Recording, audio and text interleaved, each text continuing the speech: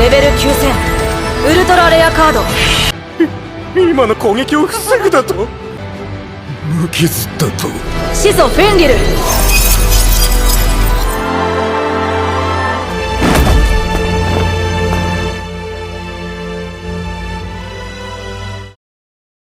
Hai semuanya, balik lagi bersama gua Tokisaki Zenom. Di video kali ini saya akan melanjutkan anime bertema balas dendam yang waktu kemarin saya upload. Nah, karena judulnya itu sangat panjang jadi males nyebutnya, jadi judulnya itu ada di deskripsi video ini. Buat kalian yang belum nonton part satunya, link videonya ada di deskripsi juga. Ya udah, selamat menonton.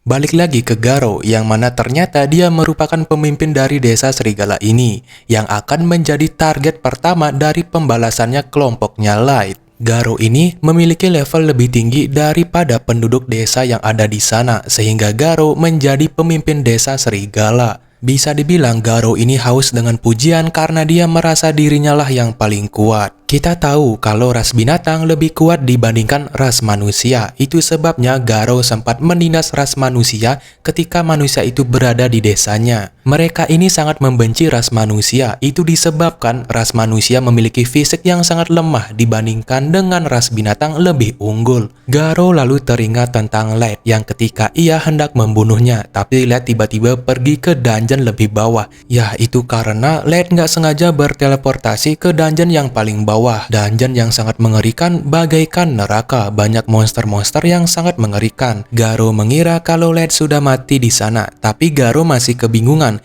kenapa atasannya mengincar Light. Karena yang Garo ketahui kalau atasannya sedang mencari seseorang yang memiliki skill master. Oleh sebab itu, atasannya Garo mengira kalau Light memiliki skill master. Itu sebabnya Light menjadi incaran mereka. Namun tiba-tiba Garo dihampiri seseorang, yaitu kedatangannya Mei ke tempatnya Garo. Apakah ini udah saatnya untuk balas dendam? Tapi sepertinya masih ada drama sedikit. Garo berkata untuk apa ras manusia datang ke tempat ini. Lalu Mei berkata kalau dia merupakan pelayannya Light. Mei menceritakan kalau sebenarnya Light itu merupakan keturunan dari bangsawan. Sehingga Mei sebagai pelayan pribadinya Light sedang mencari keberadaannya Light. Namun Mei mendapatkan informasi kalau Light sudah meninggal di suatu dungeon, yaitu di Abyssal. Jadi Garo sebagai mantan partinya Light, Mei ingin mengetahui di mana Light meninggal. Mei ingin mencari mayatnya Light. Nah, itu semua hanyalah sandiwaranya Mei. Garo di sini masih sedikit curiga. Setahu Garo kalau Light itu bukanlah keturunan bangsawan. Namun Mei mencoba meyakinkan Garo kalau itu semua benar. Lalu Mei memperlihatkan emas batangan yang sangat mewah, harganya sangat mahal. Itu diberikan kepada Garo agar Garo menunjukkan tempat di mana Light meninggal. Garo yang melihat emas itu akhirnya menerima permintaannya Mei. Tapi dia masih curiga apakah ini semua jebakan dari atasannya sendiri. Namun karena emas itu sangat bernilai, akhirnya Garo menunjukkan tempat itu kepada Mei. Mei diajak ke dungeon tempat Light meninggal selama 1 bulan perjalanan.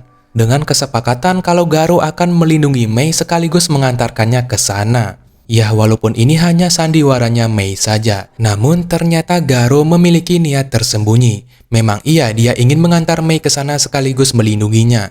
Tapi ketika sampai di sana, Garo ingin bertindak sesuatu kepada Mei, ingin melakukan hal yang sangat tak wajar. Ia jelas aja nggak wajar, masa ia ras binatang tertarik sama ras manusia. Apa yang ingin dilakukan Garo, lihat aja sendiri. 1 bulan sudah berlalu, kini mereka sudah sampai di tempat Light meninggal. Garo akhirnya menyadari kalau ada yang aneh terhadap Mei. Itu disebabkan Mei ternyata tahu alasan kenapa Light bisa meninggal, yaitu karena mereka telah menyiksa Light. Garo yang mendengar hal itu pun gak percaya. Biasanya yang mengetahui ini semua hanyalah kelompok penyatuan ras atau kelompok partinya Garo. Tidak ada orang luar yang mengetahui hal ini. Garo dibuat panik. Garo mengira kalau Mei merupakan mata-mata dari negara lain. Ditambah Mei mengeluarkan aura pembunuh yang sangat dahsyat. Itu menyebabkan Garo sangat merinding. Garo tak menyangka kalau ada ras manusia yang sangat kuat. Ditambah lagi ternyata ada sosok misterius yang menghampiri Garo. Ternyata sosok berjubah itu yang menghampiri Garo adalah Light sendiri. Nah, Garo pun dibuat kebingungan kenapa Light bisa masih hidup. Padahal dia mengira kalau Light itu sudah mati di dungeon paling bawah. Dungeon paling bawah bernama Abyssal. Nah, Garo ini nggak habis pikir bagaimana Light bisa bertahan di sana. Garo juga masih bingung apakah Light itu sebenarnya bangsawan. Trik macam apa yang digunakan oleh Light? Lalu siapa sebenarnya Mei? Awalnya Garo memang dibuat kebingungan, tapi dia bodoh amat. Toh juga mereka berdua hanya manusia. Karena Light dan juga Mei merupakan manusia, Garo masih percaya diri atas kekuatannya. Garo mengira kalau aura yang sangat mengancam tadi palingan juga pakai artefak kuno. Lalu Garo menyuruh anak buahnya untuk menyerang mereka. 不意打ちだ。油断しなきゃ劣等士にやられるはずがねえ。絶対に許しません。 Light lalu berkata kalau pembalasannya selama 3 tahun kini telah tiba untuk menghabisi mereka semua. Garo lalu menyangka kalau Mei hanya dibantu menggunakan artefak kuno, lalu mereka semua pun menyerang Light secara brutal.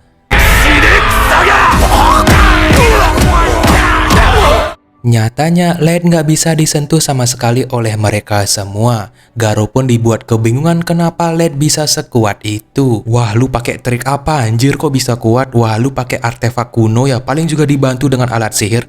Lalu Garo mengeluarkan artefak kunonya. Yang kata Garo kalau artefak yang ia pegang bisa memanggil hewan kuno. Hewan kuno yang memiliki level tinggi. Lalu Garo memanggil hewan kuno itu menggunakan artefaknya. Garo sangat yakin dengan hewan yang ia panggil, dia bakal menang dengan hewan itu. Hewan yang Garo panggil berlevel 500, itulah level yang sangat tinggi di atas Garo sendiri. Tapi Light berkata kalau level itu sangatlah rendah, meremehkan hewan yang Garo panggil. Garo yang gak terima lalu menyuruh hewan itu untuk menyerang Light. Hewan kuno itu pun langsung melancarkan serangannya. 僕はここから一歩も動かないから好きにしなよ。 Betapa kagetnya Garo, ternyata Light tidak apa-apa setelah menerima serangan energi yang luar biasa dari hewan panggilannya. Merasa kalau ini nggak ada apa-apanya, Light pun menunjukkan yang sesungguhnya. Dia pun mengeluarkan kartu dari sistem gacanya yang ternyata kartu itu berisi hewan legendaris yang bernama Fenrir. Maaf kalau salah sebut hewan legendaris itu, hewan magis yang sangat kuat dipanggil oleh Light. Itu ngebuat Garo ketar-ketir. 本物ってやつをリリース。レベル500の一撃をはるかに凌駕する力。レベル9000ウルトラレアカード。今の攻撃を防ぐだと。無傷だと。始祖フェンリル。 Iya, Light pun memanggil hewan legendaris yang bernama Fenrir. Light lalu menyuruh hewan yang ia panggil untuk menyerang balik. Dengan satu tiupan saja, itu ngebuat hewan yang Garo panggil langsung mokat. フェンリルを一瞬で消し去る魔獣なんて。不老の腕はこれで成長を止めている。本当にライトなのか。決して本意ではなく。 Light berkata kalau Garo sekarang bukanlah apa-apa di hadapan dirinya. Garo dibuat ketar-ketir sama kekuatannya Light, tapi di sini Garo nggak percaya kalau di hadapannya ini adalah Light yang asli. Setelah itu, Light pun menunjukkan levelnya yang berlevel 9999. Sontak Garo pun sangat dibuat merinding sama levelnya Light. Sedangkan Garo aja levelnya 150-an. Lalu di sini Garo bertanya siapa sebenarnya yang ada di depannya ini, apakah Light beneran? Tapi kalau emang Light beneran, kenapa tubuhnya Light masih seperti dulu, sangat kecil? Biasanya tubuh manusia itu akan beradaptasi semakin tinggi. Light lalu berkata kalau dia telah mencabut masa pertumbuhannya menggunakan gelang keabadian. Jadi bisa dibilang Light itu akan menjadi abadi selamanya. Gelang itu ia dapatkan dari sistem gacanya. Anjir, OP banget coy. Mengetahui kalau Light sangat kuat sekarang, bahkan Garo nggak bakal menang melawannya sekarang. Garo pun langsung sujud kepada Light dan meminta maaf untuk ia dibebaskan. Lalu Light bertanya kepada Garo apa yang sebenarnya dicari sama atasannya Garo. Lalu apakah Garo tahu apa yang sebenarnya dilakukan oleh atasannya itu? Garo hanya mengetahui kalau atasannya sedang mencari master, yaitu orang yang memiliki skill master. Intinya ingin mencari keberadaan master, jadi Light sempat dicurigai sebagai master. Nah, di sini bawahannya Garo yang nggak ingin mati, dia pun pura-pura sok tahu kalau dia tahu semua rencananya atasannya Garo. Dan juga tahu apa sebenarnya itu master. Mei lalu menggunakan skill yang bisa mendeteksi kebohongan. Jelas semua bawahannya Garo hanya berpura-pura tahu apa itu master. Karena semua bawahannya Garo bohong, Mei pun langsung membunuh mereka. ライト様への偽り万死に値します。メイの真偽の目が全て見抜くから万死に値します。 Setelah semua itu, Light pun bertanya kepada Garo jika dirinya mengadakan perang kepada atasannya Garo yang merupakan seorang pemerintah negara, apakah Light bisa menang melawan mereka? Garo lalu berkata, mungkin saja dengan kekuatan Light yang sekarang bisa mengalahkan atasannya yang merupakan pemerintah negara. Tapi, jika seluruh pemerintah negara bersatu untuk melawan Light dan juga ada teknologi-teknologi canggih yang dimiliki oleh semua pemerintah, mungkin saja Light bakal kewalahan. Karena Light kekurangan personil atau pasukan, Light hanya berdua dengan Mei saja. Light lalu berkata sambil tersenyum, oh begitu ya. Lalu Light mengajak Garo ke tempat Abyssal, tempat ketika Light terjebak waktu itu. Tempat dungeon paling bawah itulah karena Light ingin menunjukkan sesuatu kepada Garo. Setelah sampai di dungeon Abyssal, Garo dibuat sangat ketakutan bahkan sangat kaget melihat tempat yang sangat amat mengerikan. Tak disangka Abyssal kini telah menjadi kerajaannya Light beserta pasukan-pasukan yang sangat kuat. Itu semua dipanggil melalui sistem gacanya Light. Bahkan Light juga memanggil hewan legendaris yang sangat banyak. Tidak hanya itu, ternyata seluruh pasukannya Light memiliki level ribuan. Betapa mengerikannya level itu, ada yang levelnya 7777, ada yang levelnya 9999, bahkan ada banyak lagi. Light lalu bertanya sekali lagi kepada Garo, apakah sekarang dia bisa melawan seluruh pemerintah? Garo yang melihat semua itu dibuat ketar-ketir dan sangat merinding.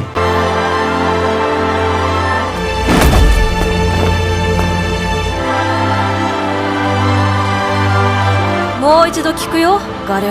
この戦力で